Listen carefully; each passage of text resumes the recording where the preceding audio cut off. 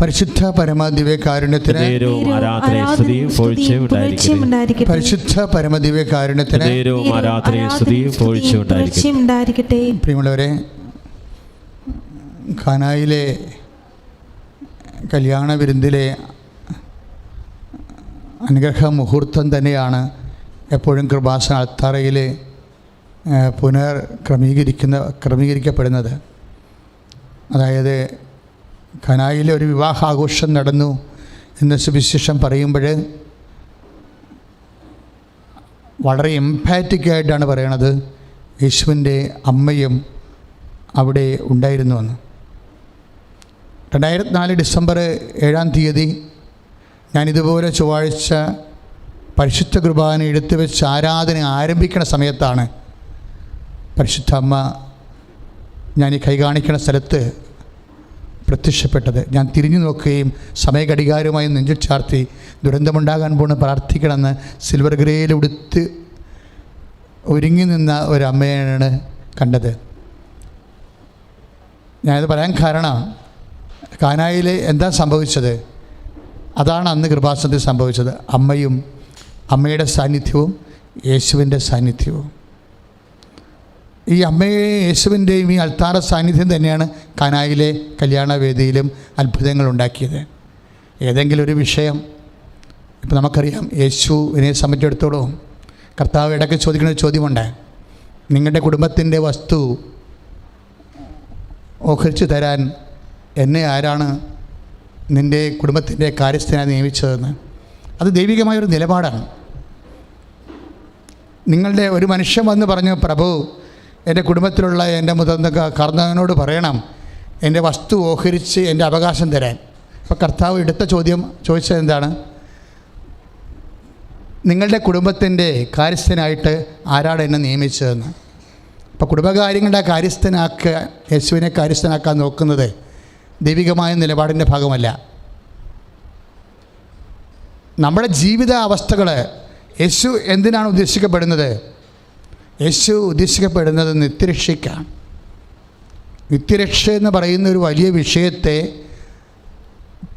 പിശാച് വളരെ തന്ത്രപരമായിട്ട് യേശുവിനെ നകറ്റിക്കളയാൻ വേണ്ടിയാണ് യേശുവിനെ കഞ്ഞി, കപ്പ, വിവാഹം, വസ്തു, അതുപോലെ തന്നെ കല്യാണം, കുഞ്ഞുങ്ങളുണ്ടാകണത്, ഇങ്ങനെയുള്ള അനുദിന ജീവിതത്തിൻ്റെ അവസ്ഥകൾക്ക് യേശുവിനെ ആളാക്കുന്നതിൻ്റെ ഉദ്ദേശം ഒരു കണ്ണുകെട്ടൽ പരിപാടിയാണ്. അതാണ് യേശു ക്രൂശിക്കപ്പെട്ട സാഹചര്യം, യേശു ഉയർത്തെഴുന്നേറ്റ സാഹചര്യം.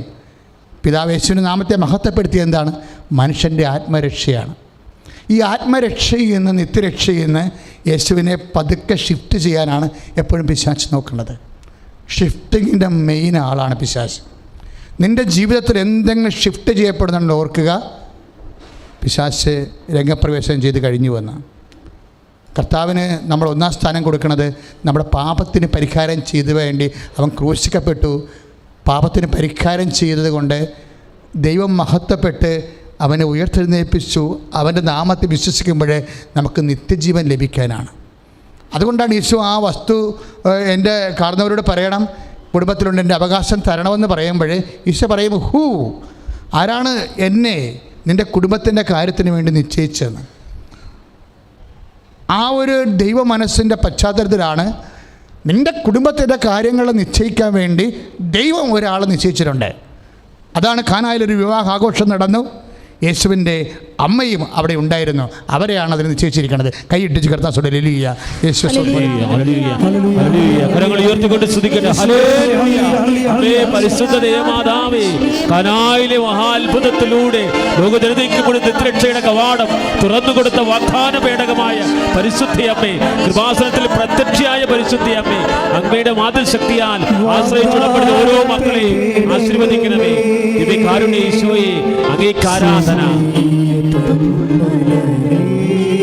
കരങ്ങൾ തുറന്നു പിടിച്ച്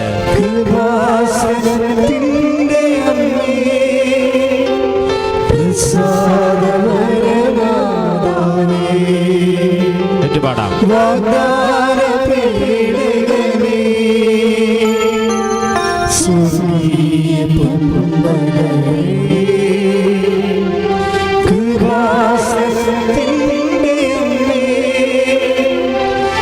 Sada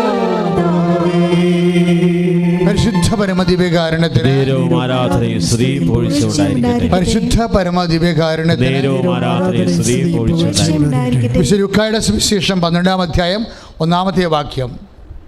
പരസ്പരം വിശുദ്ധ ലൂക്കായുടെ സുവിശേഷം 12-ാം അധ്യായം 13-ാമത്തെ വാക്യം. ജനക്കൂട്ടത്തിൽ നിന്ന് ഒരുവൻ അവനോട് പറഞ്ഞു, ഗുരു, പിതൃസ്വത്ത് ഞാനുമായി പങ്കുവെക്കുവാൻ എൻ്റെ സഹോദരനോട് കൽപ്പിക്കണമേ. സ്വത്തിൻ്റെ കാര്യമാണ്, സമ്പത്തിൻ്റെ കാര്യമാണ്, ആസ്തിയുടെ കാര്യമാണ്. യേശു അവനോട് ചോദിച്ചു, ഹേ മനുഷ്യ, എന്നെ നിങ്ങളുടെ ന്യായാധിപനോ സ്വത്ത് ഭാഗിക്കുന്നവനോ ആയി ആര് നിയമിച്ചു? അതുതന്നെയാണ് യേശു കാനാരി ചോദിക്കുന്നത്, എനിക്ക് നിനക്കും എന്ത്? ഇതിനൊന്നുമല്ല യേശു ക്രിസ്തു മനുഷ്യാവതാരം ചെയ്തത്. കാരണം യേശു മനുഷ്യാവതാരം ചെയ്യുന്നതിന് മുമ്പ് പിതാവായ ദൈവത്തിൻ്റെ ഒരു കാലമായിരുന്നു. ആ പിതാവായ ദൈവത്തിൻ്റെ ശക്തിയാലാണ് പകൽ മേഘസ്തംഭവും രാത്രി തീർത്തൂണുമായിട്ട് നമ്മുടെ പൂർവ്വ പിതാക്കന്മാർ വാഗ്ദാന നാട് പ്രാപിച്ചത്. ആ പിതാവായ ദൈവത്തിൻ്റെ പരിപാലനയുടെ ഭാഗമായിട്ടായിരുന്നു തേൻ്റെ രുചിയുള്ള മന്നയും പാറയിൽ നിന്നുള്ള ജലവും അനുദിന ആഹാരത്തിനും പാനീയത്തിനും ദൈവം നൽകിയത്. അപ്പോൾ അനുദിന ആഹാരത്തിന് ദൈവത്തിൻ്റെ യഹോവയുടെ സാന്നിധ്യത്തിൽ ദൈവപരിപാലനയുടെ സംവിധാനം ഉണ്ടായിരുന്നു. എന്നിട്ടും എന്തുകൊണ്ട് യേശു മനുഷ്യാവതാരം ചെയ്തു എന്ന് പറഞ്ഞാൽ നമുക്ക് മന്ന തരുവാനും വെള്ളം തരുവാനും ഒന്നുമല്ല. യേശു ക്രിസ്തുവിനെ നീ അവൻ്റെ നിത്യരക്ഷയ്ക്ക്, നമ്മുടെ നിത്യരക്ഷയ്ക്ക് നിദാനമായ സിംഗിൾ നെയിം, ഒരേ ഒരു നാമമായിട്ട് കണ്ടെത്തുമ്പോഴാണ് പുതിയ നിയമത്തിലെ ദൈവത്തെ നീ കണ്ടെത്തുന്നത്. കൈയടിച്ച് യേശു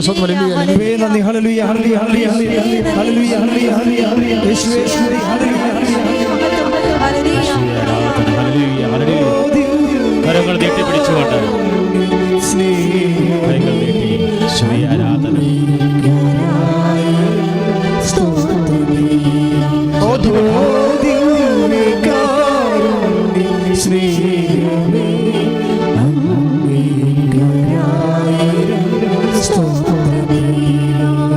പരിശുദ്ധ പരമദിവ്യകാരുണ്യത്തിന് ആരാധനയും സ്തുതിയും പുകഴ്ചയും ഉണ്ടായിരിക്കട്ടെ. പരിശുദ്ധ പരമദിവ്യകാരുണ്യത്തിന് ആരാധനയും സ്തുതിയും പുകഴ്ചയും ഉണ്ടായിരിക്കട്ടെ. അതാണ് യോഹന്നാൻ 3:16 എന്ന് പറയുന്നത്. എന്താണ്? തൻ്റെ ഏകജാതനിൽ, ഏറ്റു പറഞ്ഞേ, തന്റെ ഏകജാതനെ വിശ്വസിക്കുന്നവരെ നശിച്ചു പോകാതെ നിത്യജീവൻ പ്രാപിക്കേണ്ടതിന് തന്റെ ഏകജാതനെ നൽകാൻ തക്കവിധം ദൈവം അത്രമാത്രം ലോകത്തെ മനുഷ്യനെ എന്നെ സ്നേഹിച്ചു. അടിച്ചു കിടന്നു. ഹല്ലേലൂയ ഹല്ലേലൂയ ഹല്ലേലൂയ ഹല്ലേലൂയ ഹല്ലേലൂയ ഹല്ലേലൂയ. കരങ്ങൾ തുറന്ന്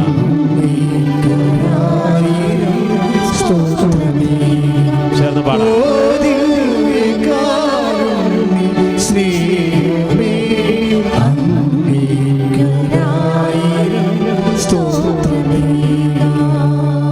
എന്താ ദൈവവേദന നിന്റെ ആത്മീയ ദുരന്തമെന്ന് ചോദിച്ചു കഴിഞ്ഞാൽ, യേശു ക്രിസ്തുവിനെ നീ സ്നേഹിക്കുന്നത് നിൻ്റെ പദാർത്ഥമാത്രമായ ആനുകൂല്യങ്ങളുടെ അളവിലാണ്.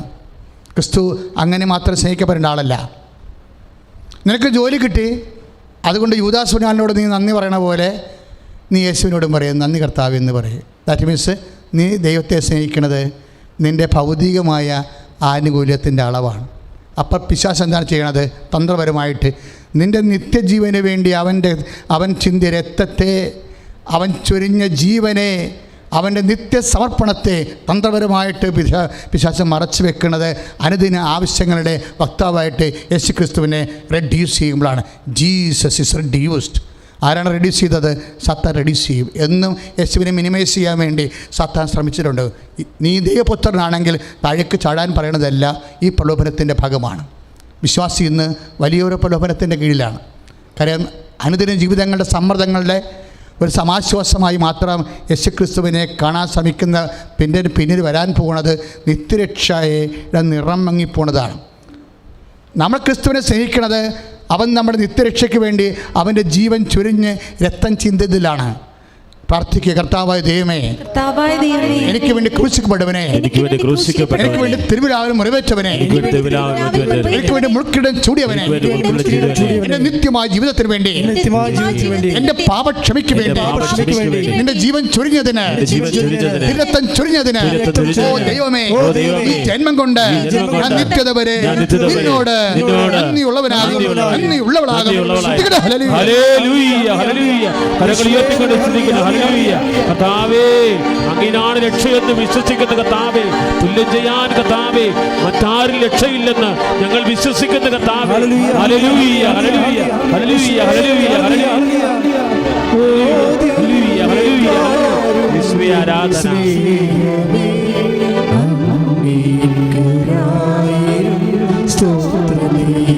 ചേർന്ന് പാടാം.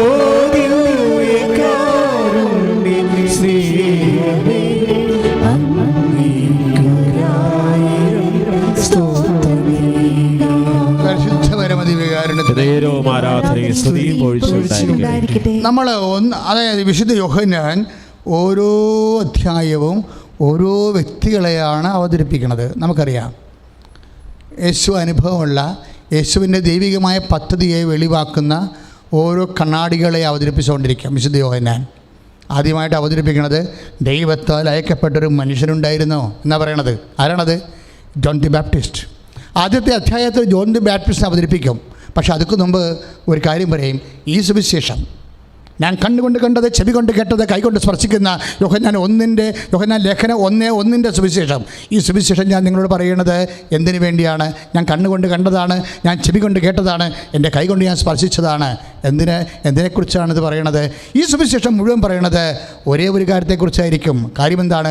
ആദിയിൽ വചനമുണ്ടായിരുന്നു, ആ വചനമാണ് യേശുക്രിസ്തുവായി മാംസമായി നിന്റെ നിത്യരക്ഷയ്ക്ക് വേണ്ടി ദൈവം നൽകിയത്. കൈയടിച്ച് സ്തുതിക്കട്ടെ. ഹല്ലേലൂയ, ഹല്ലേലൂയ, ഹല്ലേലൂയ, ഹല്ലേലൂയ. കരങ്ങൾ ഉയർത്തിക്കൊണ്ട് സ്തുതിക്കട്ടെ. ഹല്ലേലൂയ. കർത്താവേ, വിശ്വസിക്കുന്നു.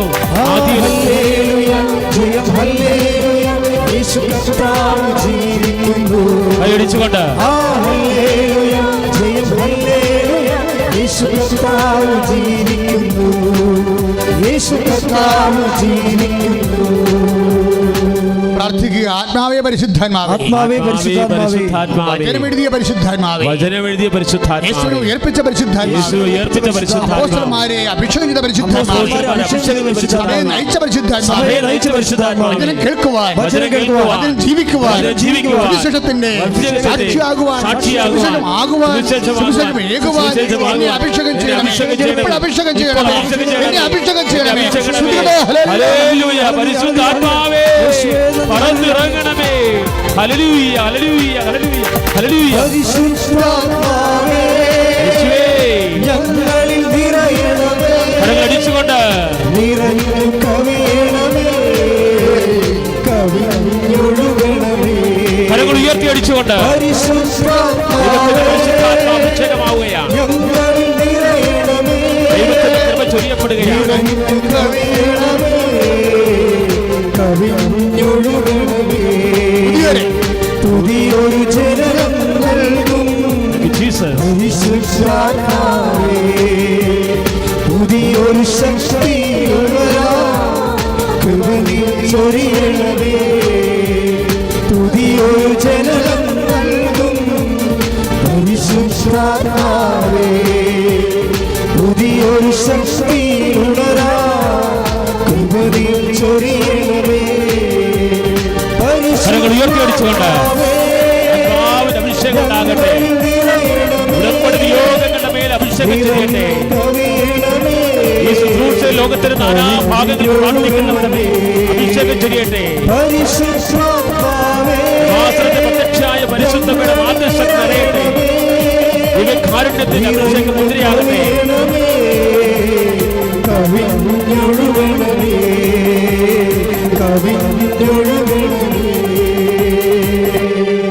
ഇതെല്ലാം കേൾക്കുമ്പോൾ നിങ്ങൾ ശരിക്കും ഇപ്പം ഞാൻ ഉദാഹരണത്തിന് ദൈവം എന്തോ ഒരു പ്രാധാന്യം പരിശുദ്ധ അമ്മയുടെ വാക്കിന് കൊടുത്ത് നിങ്ങൾ മനസ്സിലാക്കണം.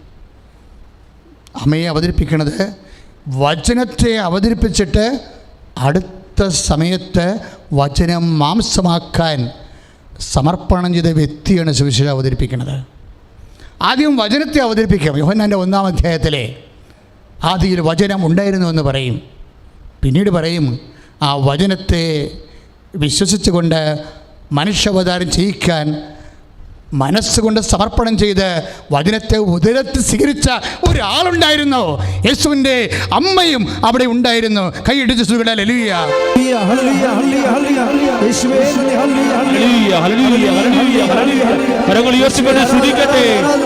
പരിശുദ്ധ ദേവമാതാവേ, യോഹന്നാന്റെ സുവിശേഷം 19 ലഭിച്ച അഭിഷേക നിറവ് കർത്താവേ ലോകത്തിന് മുഴുവൻ അമ്മയായി നൽകിയ അമ്മയുടെ മഹനീയ സാന്നിധ്യം നന്ദി പറയുന്നു. ഹല്ലേലൂയ, ഹല്ലേലൂയ, ഹല്ലേലൂയ. യേശുവേ, യേശുവേ, കരങ്ങൾ വീശി യേശുവേ ആരാധിക്കുക, അമ്മയോടൊപ്പം ആരാധിക്കുക, അമ്മയുടെ മാധ്യസ്ഥത്തിൽ ആരാധിക്കുക.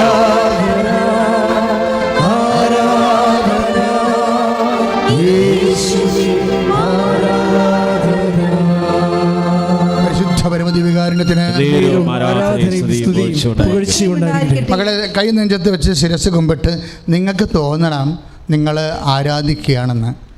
കൈ നെഞ്ചത്ത് വെച്ച് ഒരു ശിരസ് കർത്താവിനെ വെക്കുമ്പോട്ട് പറയുക, യേശുവേ ആരാധന, പരിശുദ്ധ പരമദിവ്യകാരുണ്യമേ ആരാധന.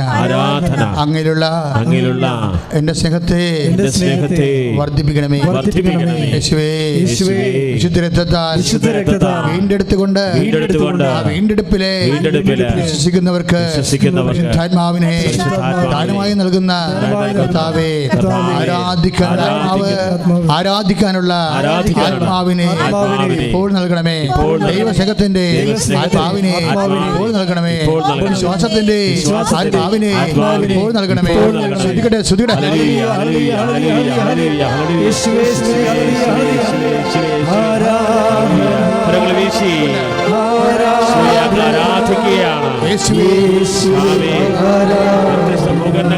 ആരാധിക്കുന്ന മക്കളുടെ മേൽ, ആവശ്യങ്ങളുടെ മേൽ, ഉടമ്പടിയെടുത്ത് പ്രാർത്ഥിക്കുന്ന മക്കളുടെ മേൽ, ഇതേ ദിവസം ഉടമ്പടിയെടുക്കുന്ന മക്കളുടെ മേൽ ചൊരിയണമേ. എല്ലാവരും ചേർന്ന്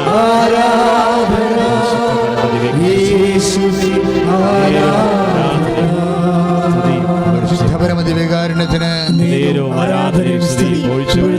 പരിശുദ്ധ പരമദിവ്യകാരുണ്യത്തിന്, പരിശുദ്ധ പരമദിവ്യകാരുണ്യത്തിന്. വിശ്വാസം വർദ്ധിക്കണം മക്കളെ, ദൈവസ്നേഹവും വർദ്ധിക്കണം.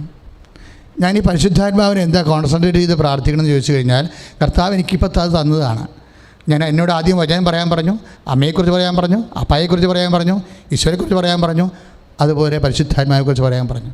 അതായത് ഇതെല്ലാം നമ്മുടെ ഉള്ളിൽ നിറയുമ്പോൾ നമ്മൾ ഏത് തകർച്ചയിലും നമ്മളിങ്ങനെ ഇട്ടിച്ചിടിച്ച് നിൽക്കാം, വിട്ടുകൊടുക്കത്തില്ല.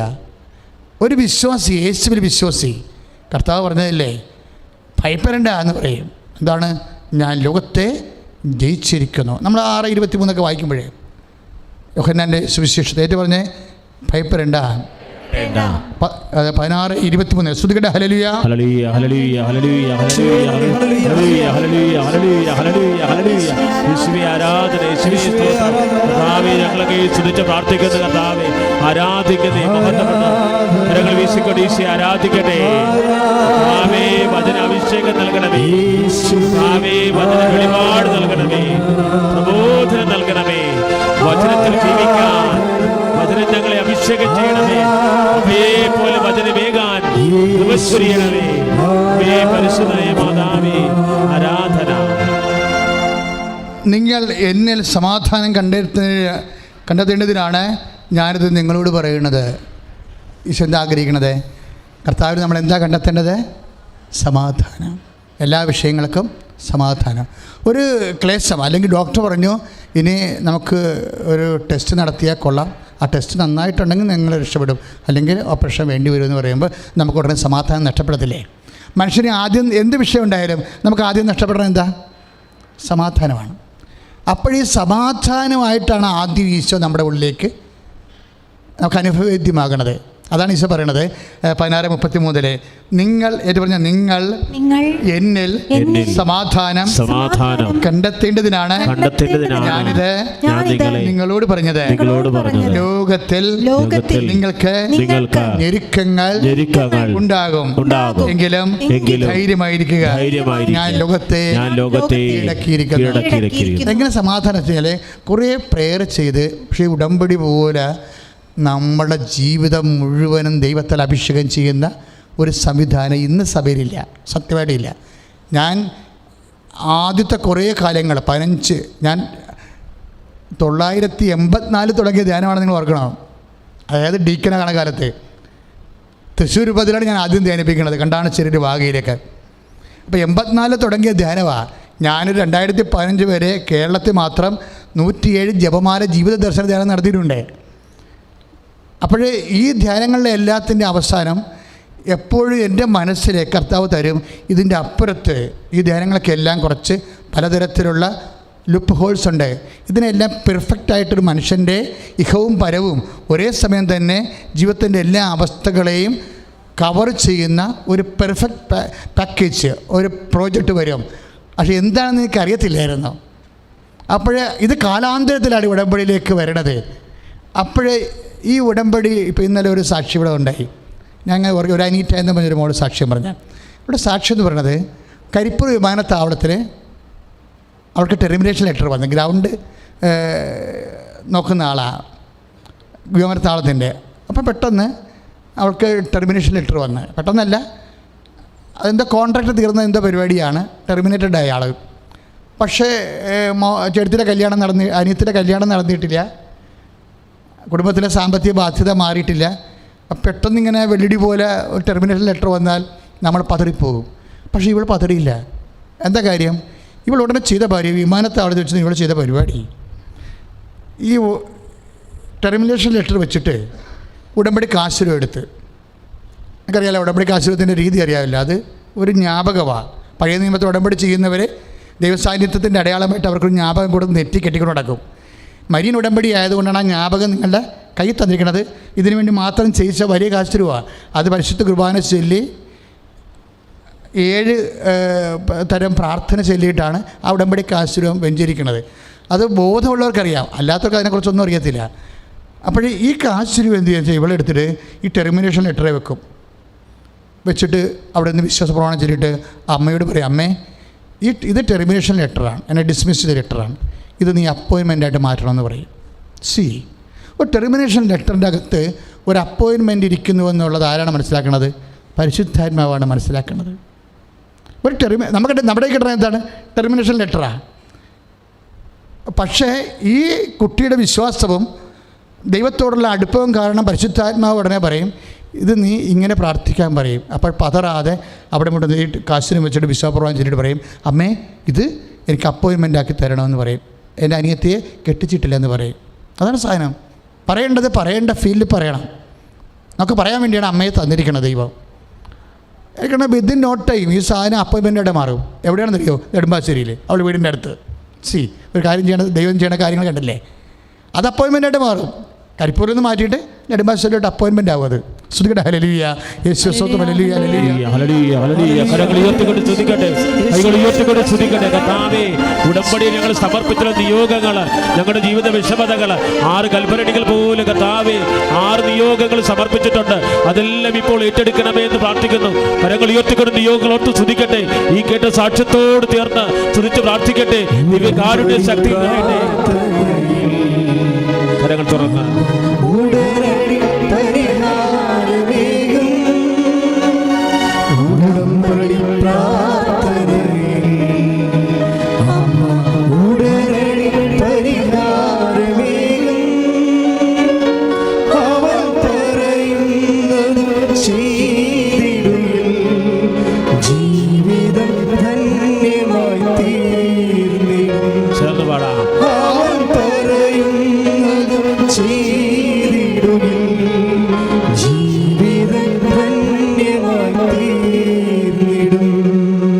പേടകമേ ആരാധന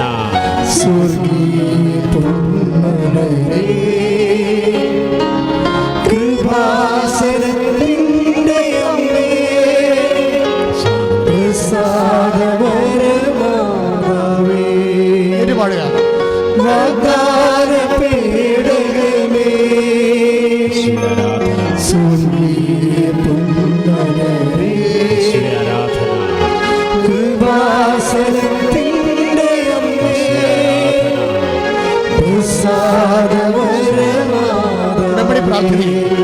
ഉടമ്പടി പ്രാർത്ഥനയിൽ അമ്മ ഉടനടി പരിഹാരമേകും. ഉടമ്പടി പ്രാർത്ഥനയിൽ അമ്മ ഉടനടി പരിഹാരമേകും. അവൻ പറയുന്നത് ചെയ്തിടും, ജീവിതം ധന്യമായിത്തീർന്നിടും. അവൻ പറയുന്നത് ചെയ്തിടും, ജീവിതം ധന്യമായിത്തീർന്നിടും. പരിശുദ്ധ പരമദിവ്യകാരുണ്യത്തിന്, നേരവും ആരാധനയും സ്തുതിയും പരിശുദ്ധ പരമദിവ്യകാരുണ്യത്തിന്. നേരവും ആരാധനയും സ്തുതിയും പുകഴ്ചയും ഉണ്ടായിരിക്കട്ടെ. പ്രിയമുള്ളവരെ, ഈ അവൻ പറയുന്നത് ചെയ്തിടുവേൻ. നിങ്ങൾക്കറിയാമല്ലോ, ഇത് ഉൽപ്പത്തി മുതൽ സഞ്ചരിക്കുന്ന ദൈവനിർദ്ധാരണമാണ്. ഇതൊക്കെ ഇപ്പോഴല്ലേ ഇതിൻ്റെ മുദ്ര പൊട്ടിച്ച് അമ്മ നമുക്ക് പരിശുദ്ധാത്മ നമുക്ക് തരണത്. ഇത് ഉൽപ്പത്തി മുതൽ പ്രളയം വരാൻ പോകുമ്പോൾ സർവനാശത്തിന് മുമ്പ് ദൈവം കണ്ടുപിടിച്ച സമുദ്ധാരണ സൂത്രവാക്യമാണ് ഉടമ്പടി. സർവനാശത്തിന് മുമ്പ് ദൈവം കണ്ടുപിടിച്ച സമുദ്ധാരണ സൂത്രവാക്യമാണ് ഉടമ്പടി. അതാദ്യം ചെയ്ത ആരോടാണ്? നോഹിനോടാണ്. മനുഷ്യൻ പാപം ചെയ്ത് അതിൻ്റെ ശമ്പളമായ പ്രളയം ക്ഷണിച്ചു വരുത്തി കഴിഞ്ഞപ്പോഴേ, പ്രളയത്തിന് മുമ്പ് ദൈവത്തിൻ്റെ വചനങ്ങൾ കേട്ട് അതനുസരിച്ച് ജീവിക്കുന്ന ഒരു മനുഷ്യനെ ദൈവം കണ്ടെത്തിയിട്ടാണ് ലോകത്തെ രക്ഷിക്കുന്നത്. നോഹിനോട് പറഞ്ഞു, നീ ഒരു പെട്ടകം ഉണ്ടാക്കണം. ഗോഫേർ മരം കൊണ്ട് പെട്ടകം ഉണ്ടാക്കിയിട്ട് അതിന് നീളം 300 മുഴം, വീതി 50 മുഴം, ഇങ്ങനെ എല്ലാം കീല് ചെയ്യേണ്ട രീതികൾ വരെ പെട്ടകത്തിന്. എങ്ങനെയാണ് കൃപാസനത്തെ വാഗ്ദാന പേടകം ചെയ്യാൻ വേണ്ടി കൃപാസനം ഉണ്ടാക്കാൻ ദൈവം മോസസിനോട് പറഞ്ഞത്, അതേ രീതിയിലാണ് ആദ്യത്തെ കൃപാസനം ആയിരിക്കുന്നത്. ആദ്യത്തെ വാഗ്ദാന പേടകമായിരിക്കുന്നത് നോഹിൻ്റെ പെട്ടകമാണ്. ഈ പെട്ടകം രൂപപ്പെട്ട് വരണത് സർവനാശത്തിൻ്റെ മുന്നുള്ള ദൈവത്തിൻ്റെ പരിപാലനയുടെ സംരക്ഷണത്തിൻ്റെ ഭാഗമാണ്. അതുകൊണ്ട് പെട്ടകം പണിത് തീർന്നു കഴിഞ്ഞപ്പോഴേ കർത്താവിൻ്റെ വചനം പറയണത് എന്താണ്? കർത്താവ് പറഞ്ഞതുപോലെ നോഹ ചെയ്തു എന്നാണ്. അതാണ് ഉൽപ്പത്തി പുസ്തകത്തിൻ്റെ 6-22 വാക്യം. ശ്രുതികട ഹല്ലേലൂയ. ഹല്ലേലൂയ, ഹല്ലേലൂയ. കരങ്ങൾ ഉയർത്തിക്കൊണ്ട് സ്തുതിക്കട്ടെ, അതിശക്തമായി സ്തുതിക്കട്ടെ. യേശുവേ സ്തുതിക്കുന്ന കർത്താവെ, ആരാധിക്കുന്ന കർത്താവെ, കർത്താവെ ഉടമ്പടിയെ സമർപ്പിച്ച് ശക്തമായി സ്തുതിക്കട്ടെ. യേശുവേ ആരാധന, കർത്താവ് പറഞ്ഞതെല്ലാം. യേശുവേ 36:22 ദൈവം കൽപ്പിച്ചതുപോലെ തന്നെ നോഹ പ്രവർത്തിച്ചു. ഇതാണ് അവൻ പറയണത് പോലെ തന്നെ ചെയ്യുവിൻ, അവൻ പറയണത് ചെയ്യുവിൻ എന്ന് പറയുന്നത് ഒരു സൂത്രവാക്യമാണ്. നശിച്ച് നാറാണക്കല്ല് പെറുക്കുമ്പോൾ ഒരു മനുഷ്യൻ, ഒരു കുടുംബം രക്ഷപ്പെടാനുള്ള ദൈവത്തിൻ്റെ സംരക്ഷണത്തിൻ്റെ സൂത്രവാക്യമാണ് ഉടമ്പടി. അതുകൊണ്ടാണ് നമ്മൾ ഉടമ്പടിയിലെല്ലാം ഓരോ കാര്യങ്ങൾ ചെയ്യുന്നത്. ദൈവനാമത്തിൽ നമ്മുടെ പവർ കൂട്ടാൻ വേണ്ടി, ഇതിനെ അതിജീവിക്കാൻ വേണ്ടി നമ്മൾ അവൻ പറഞ്ഞതെല്ലാം 6 കാര്യങ്ങൾ എടുത്തിട്ട് ആവർത്തിച്ച് ചെയ്തുകൊണ്ടേയിരിക്കും. പക്ഷെ അത് ചെയ്യുമ്പോൾ ആ ഒരു ബോധം ഉണ്ടാകണം. സർവനാശിപ്പ് കഴിഞ്ഞ ദിവസങ്ങളിൽ ഇവിടെ ഒരു സാക്ഷ്യം ഉണ്ടായി. നിങ്ങൾ ഓർക്കണം, അതായത് ഉടമ്പടി കൃത്യമായിട്ട് ചെയ്ത് പുതുക്കിയ ഒരു ദമ്പതിയാണ്. ഒരു പക്ഷേ ഈ ആഴ്ചയിലുള്ള ഏറ്റവും നല്ല സാക്ഷ്യവും ഏറ്റവും കൂടുതൽ വിമർശനം നേടിയ സാക്ഷ്യവും അതാണ്. കൃപാസനവും ഉണർന്നത് കാണുമ്പോൾ, അതായത് വിമർശനം കൂടുന്നത് കാണുമ്പോൾ നമുക്കറിയാം സാത്താൻ ഉണർന്നു എന്നറിയാം. എന്താ കാര്യം? അത്ര കണ്ട് വെടികെട്ട് ദൈവികമായ ഇടപെടൽ വരുമ്പോൾ തീർച്ചയായിട്ടും യുക്തിവാദികൾക്കും അതുപോലെ തന്നെ ഈശ്വരവിശ്വാസികളല്ലാത്തവർക്കും ഇങ്ങനെ വെകിളി കൂടും.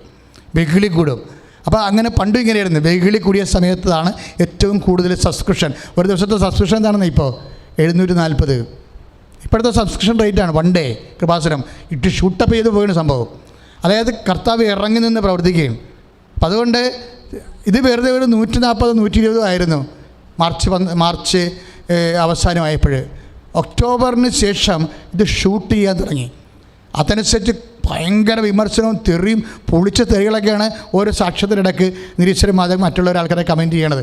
അതായത് ദൈവം ഇതങ്ങോട്ട് ഏറ്റെടുത്തിരിക്കുകയാണ്. എന്താ സംഭവം? ഒരു സാക്ഷ്യം എന്ന് പറയുന്നത് ഭയങ്കര രസമാണ്. അതായത് ഒരു ദമ്പതി അവരൊന്ന് ഉടമ്പടി പുതുക്കി, ഉടമ്പടി കൃത്യമായിട്ട് ചെയ്ത് പുതുക്കി കഴിഞ്ഞപ്പോഴും അവർക്ക് കുഞ്ഞിനെ കിട്ടാനുള്ള യാതൊരു സാധ്യതയുമില്ല. ഒരു കുഞ്ഞിന് വേണ്ടിയാണ് അവരോട് ഉടമ്പടി ചെയ്യണത്. അപ്പോഴേ എനിക്കും അറിയാം, താത്വികമായിട്ടും ശാസ്ത്രീയമായിട്ട് പറഞ്ഞാൽ ഇവർക്ക് കുഞ്ഞിനെ കിട്ടത്തില്ലെന്നറിയാം. പക്ഷേ പ്രോബ്ലം എന്ന് വെച്ച് കഴിഞ്ഞാൽ നിങ്ങളെ ശ്രദ്ധിച്ച് കേൾക്കണം. ഇപ്പോൾ ഒരാളെ കയ്യെ തൊടുമ്പോഴും പിടിക്കുമ്പോഴും നെറ്റിക്ക് തൊടുമ്പോഴും ഒക്കെ നമുക്കറിയത്തില്ലേ എന്താണ് കർത്താവ് ഇവിടെ ചെയ്യാൻ പോണതും അതായത് സ്വാഭാവികമായിട്ട് ഇവർക്ക് കുഞ്ഞിനെ കിട്ടാനുള്ള യാതൊരു സാധ്യതയുമില്ല. കാര്യം 17 വർഷമായി. വൈഫിൻ്റെ വയസ്സ് 45 കഴിയാനായി. ഹസ്ബൻഡ് വയസ്സ് ഒരു 53-52 അപ്പോൾ സ്വാഭാവികമായിട്ട് ഇപ്പോൾ കുറേ 17 കൊല്ലത്തെ ട്രീറ്റ്മെൻറ്റ് എല്ലാം കഴിഞ്ഞതാണ്. ഇപ്പോൾ തീർന്നു. അപ്പോൾ ഞാൻ എന്നാ ചെയ്തെന്ന് വെച്ച് കഴിഞ്ഞാൽ ഇപ്പോൾ സ്വാഭാവികമായ മാർഗങ്ങൾ, യുക്തിയുടെ മാർഗങ്ങളെല്ലാം തീരുമ്പോൾ വിശ്വാസത്തിൻ്റെ മാർഗങ്ങളാണ് പിന്നെ സർവൈവ് ചെയ്യണത്. കർത്താവ് എന്നോടൊരു വാക്ക് പറഞ്ഞത് വെട്ടിച്ചില് പോലെ എൻ്റെ മനസ്സിലുണ്ട്. കർത്താവ് പറഞ്ഞത്, ഈ കല്ലിൽ നിന്ന് എബ്രാഹത്തിൻ്റെ സന്തതികൾ ഉൽപ്പാദിപ്പിക്കുവാൻ ദൈവത്തിന് കഴിയുമെന്ന് കൈയിടിച്ച്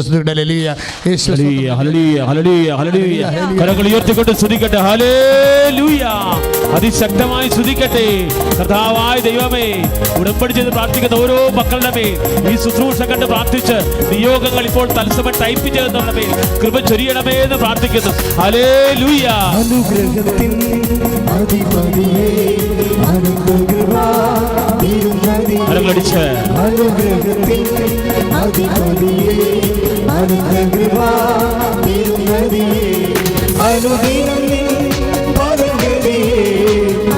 അനുദിനം ചേർന്ന് പാടാ.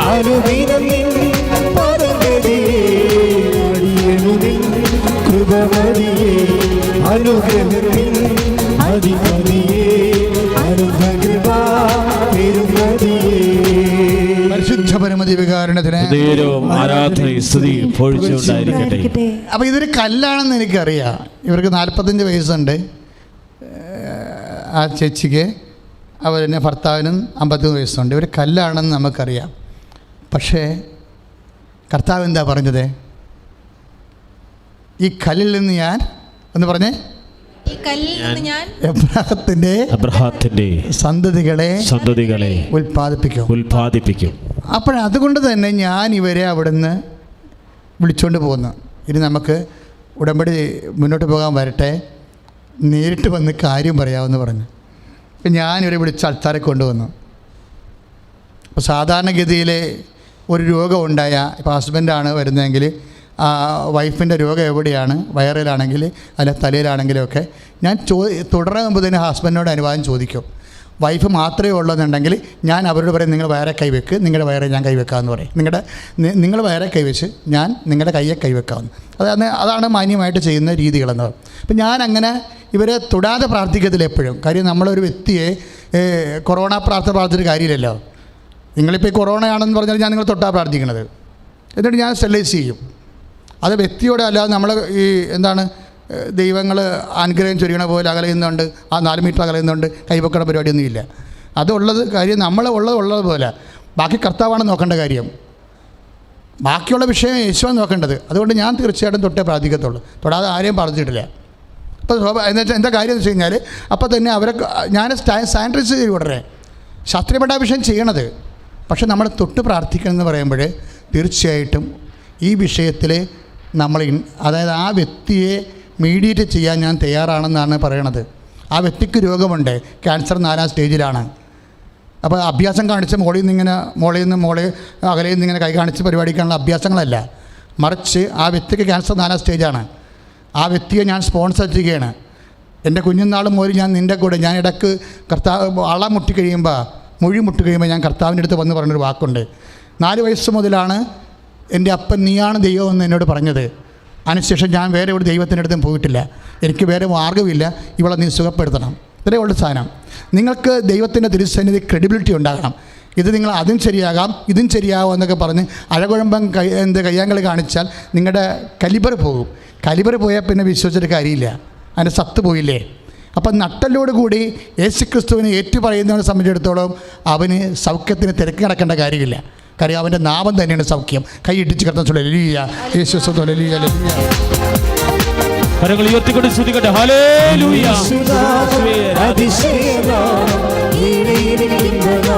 കരങ്ങൾ അടിച്ചുകൊണ്ട്